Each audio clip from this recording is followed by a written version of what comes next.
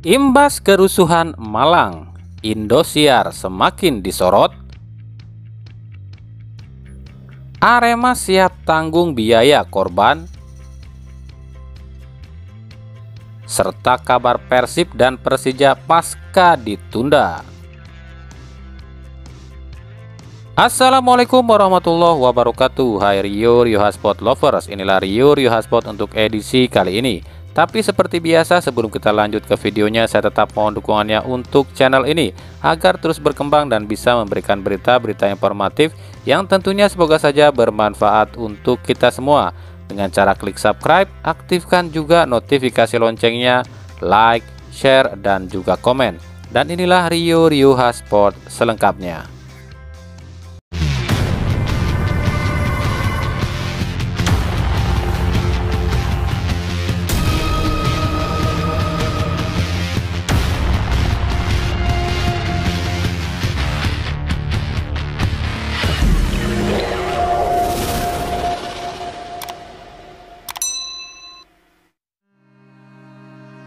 Tragedi Malang 1 Oktober 2022 akan tercatat sebagai salah satu tragedi kelam dalam dunia sepak bola khususnya Indonesia.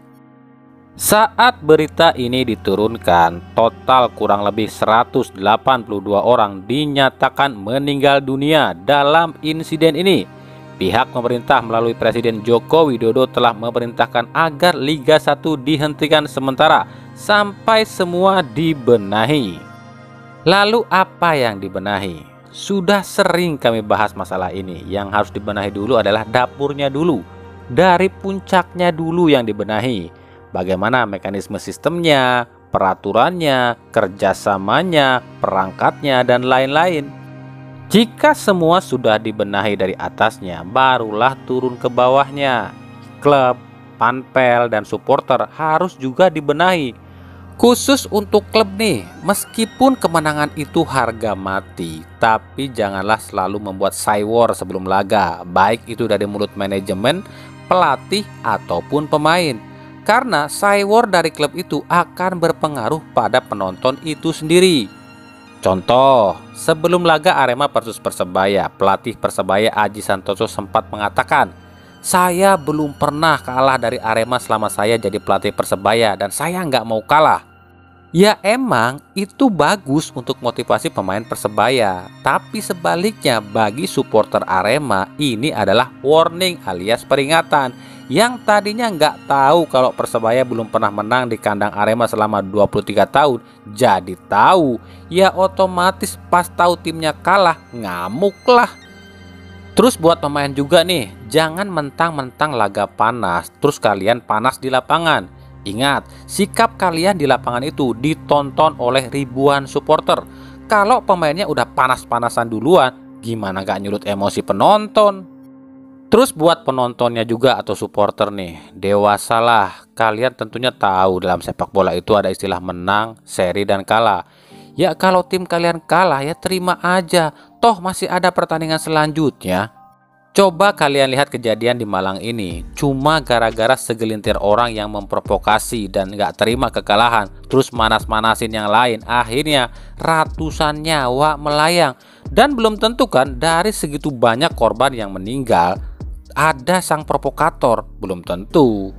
Bahkan mungkin justru ya orang yang pertama kali ngompor-ngomporin Aremania untuk brutal dan menyerang itu udah kabur duluan. Dan sekarang cuma cengar-cengir kayak keledai.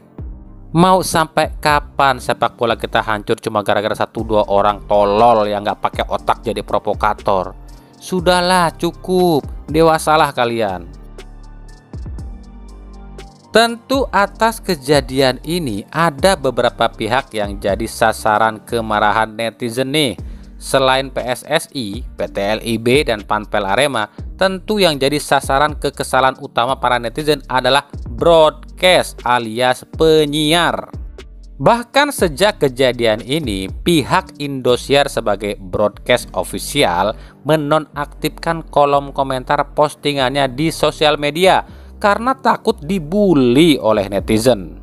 Ya, Indosiar jadi sasaran kekesalan utama netizen atas kejadian-kejadian yang terjadi di sepak bola Indonesia. Dimulai dari kualitas tayangannya yang dianggap terlalu banyak iklan sehingga mengganggu kenikmatan menonton, hingga jadwal siarannya yang dianggap terlalu larut malam. Padahal sebelum kompetisi sejumlah klub sudah melayangkan protes pada PT LIB agar jam main tak terlalu malam. Namun apa kata PT LIB kala itu?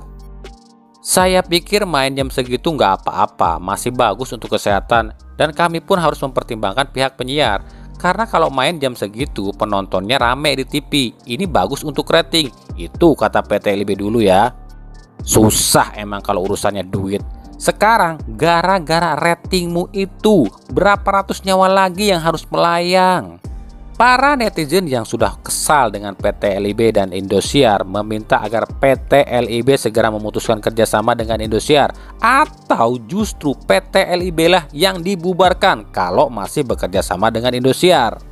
Nah, kita akan lihat nih apakah nantinya PT LIB dan Indosiar akan membenahi ini semua. Jika masih sama saja dan gak ada perubahan, kenapa nggak didemo aja Indosiar sama PT LIB-nya?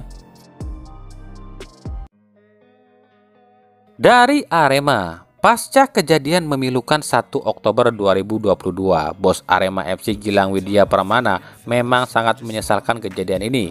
Gilang menyatakan akan menanggung seluruh biaya yang menjadi korban tragedi ini, baik yang meninggal maupun yang dirawat di rumah sakit. Dirinya pun mengaku pasrah mengetahui jika Arema sudah tak bisa lagi main di Malang. Ya, sejak pekan ke-12 nanti, Arema dipastikan tak akan pernah lagi main di Malang, baik itu di Kanjuruhan maupun di Gajayana. Arema harus terusir keluar Malang dan tak bisa dihadiri penonton. Jadi, setiap Arema main dan bertindak sebagai tuan rumah di stadion manapun, tak akan ada penonton yang hadir, baik dari klub Arema maupun dari klub lawan. Tapi jika Arema main tandang, maka penonton boleh hadir. Tapi penonton yang hadir hanya penonton tuan rumah saja. Sementara supporter Arema tak boleh datang sama sekali. Lalu bagaimana nasib pelatih Javier Roca? Hingga sejauh ini belum ada statement resmi dari pihak manajemen Arema soal Javier Roca, karena saat ini masih fokus pada tragedi. Tapi jika melihat perjanjian awal, ini artinya Roca harus segera angkat kaki dari Arema. Pasalnya dari 3 laga, Roca hanya mencatat 1 kali kemenangan dan 2 kali kekalahan. Jadi istilahnya Arema ini ibarat sudah jatuh tertimpa tangga. Sudahnya kalah di kandang sendiri melawan tim rival, kerusuhan yang mengakibatkan korban jiwa, didenda ratusan juta, kena sanksi pula. Lengkaplah sudah. Sabar dan evaluasi ya bro.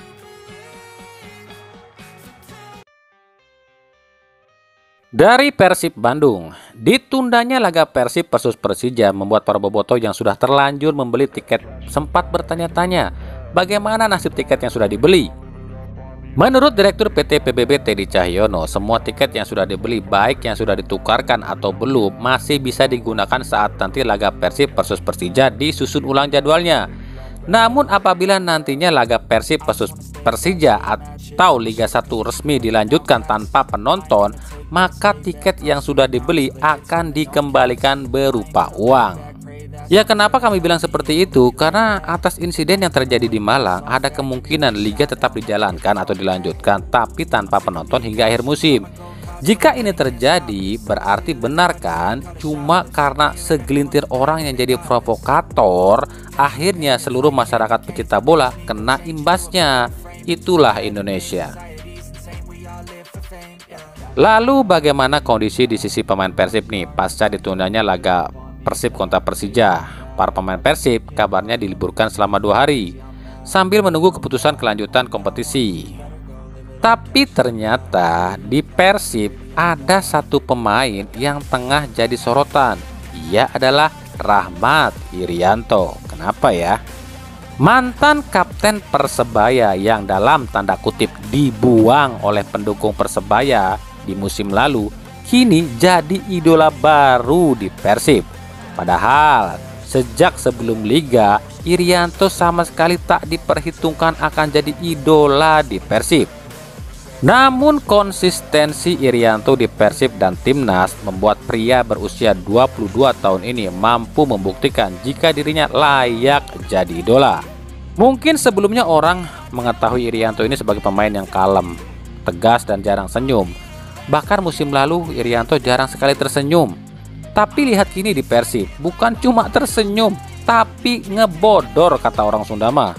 Ini adalah bukti jika Irianto memang betah di Persib. Meskipun ia dikelilingi oleh suasana Sunda, tapi Irianto nggak canggung sama sekali tuh.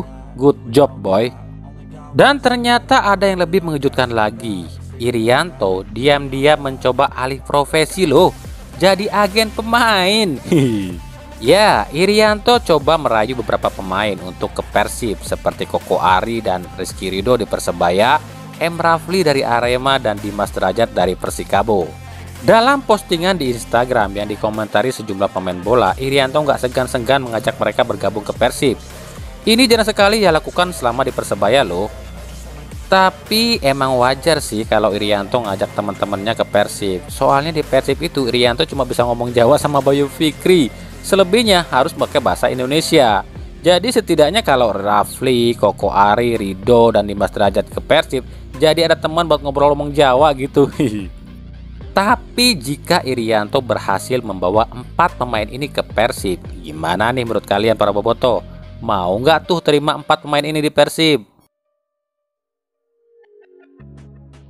Lalu bagaimana dengan Persija Jakarta sebagai tamu penantang Persib di pekan ke-11 ini? Ditundanya laga ini sebenarnya keuntungan tersendiri bagi Persija. Pasalnya jika laga ini jadi digelar, otomatis ada kemungkinan Persija kalah dari Persib. Kok bisa gitu? Yang pertama, Persija kekurangan pemain inti saat menghadapi Persib setelah beberapa pemain utama absen karena dipanggil ke timnas negaranya. Yang kedua adalah faktor kelelahan. Persija harusnya berangkat ke Bandung itu Jumat malam. Ini Sabtu siang baru berangkat dan kejebak macet di tol Cipularang. Dan kabarnya nggak bisa bergerak sama sekali. Lalu baru sampai ke Bandung itu malamnya. Dan akhirnya tiba di Bandung Minggu dini hari. Jadi jika pertandingan ini jadi digelar ya atau dilaksanakan, otomatis pemain Persija akan kelelahan. Makanya dengan ditundanya laga ini keuntungan tersendiri bagi Persija Jakarta. Ya inilah yang dinamakan di setiap musibah atau di balik setiap musibah pasti ada hikmah. Dan hikmah itu salah satunya diterima oleh Persija. Ya siapa tahu ketika nanti di jadwal ulang Persib versus Persija, skuad Persija lebih lengkap saat jumpa Persib gitu.